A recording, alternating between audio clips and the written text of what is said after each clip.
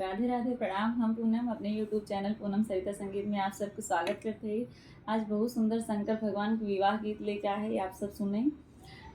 शंकर भगवान बारात आएगा और शंकर भगवान रिसियाए गए हैं। देखें कैसे मानत हैं, पूरा अंत तक जरूर सुनी के थे रिसियान हैं, जरूर सुननी चाहिए। दुअरे पे रूसल बाटे गौरा के दूल्हा हो, दुअरे पे रूसल बाटे गौरा के दूल्हा हो। मांग लगले भरथरिया भांग ए सखी, मांग लगले भरथरिया भांग ए सखी। कहवा से पूरा करी मांग ए सखी, कहवा से पूरा करी मांग ए सखी। केहू से गाजा मांगे, केहू से चिला मिया हो, केहू से गाजा मांगे, केहू से चिला मिया हो।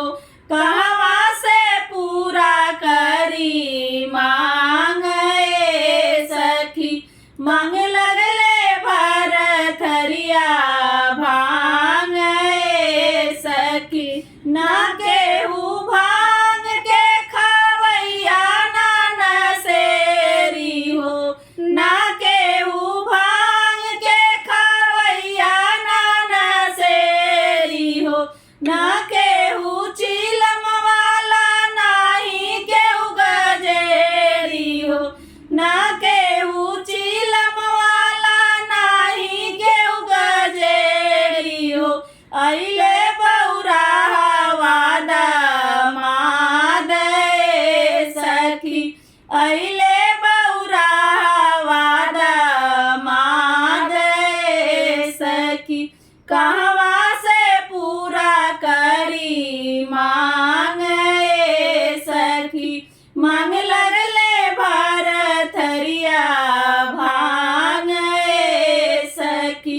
जटल हरावे लगले डामरू बजाई के हो, जटल हरावे लगले डामरू बजाई के हो।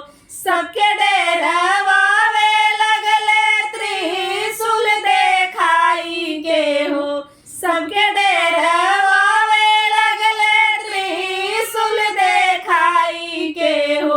सासू जी के सोझवे लगले आँख देखावे हो, सासू जी के सोझवे लगले आँख देखावे हो। बतिया में लियाले फसाई ए सखी, बतिया में लियाले फसाई ए सखी। मांग लगले भरथरिया भांग ए सखी, कहवा से पूरा करी मांग ए सखी। बबना बेहोश भइले नाउआ भाग गइले, बबना